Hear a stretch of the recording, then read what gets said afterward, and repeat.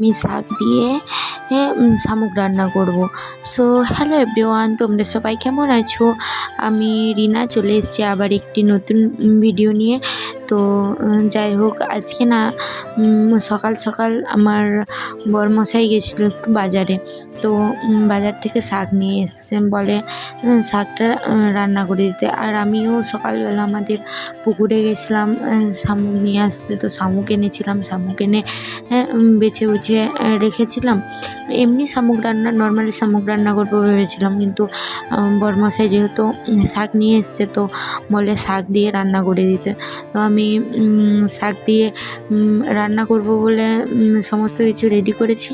হঠাৎ করে দেখি যে আগের দিনের দুটো মাছের মাথা ভাজা রয়ে গেছে। আমি প্রায় ভুলেই গেছিলাম যে মাছের মাথা ভাজা রয়েছে। তো দেখি যে মাছের মাথার ভাজাগুলো রয়েছে। আর আজকে তো নর্মালি শাক ভাজা আর এই রান্নাটা আর ডাল হবে। তো আমি ভাবলাম তাহলে ওইটা কি আর করবো, নষ্ট হয়ে যাবে। তো তাই ওই মাছের মাথাটাকে শামুকের সঙ্গেই ভেজে নিলাম, ভেজে নিয়ে তরকারিতে মিশিয়ে দিচ্ছি আর কি। তো আমি কখনোই এরকম রান্না করিনি, এই প্রথমবার রান্না করলাম। সত্যি বলছি, খাওয়ার পরে সেই টেস্ট হয়েছে।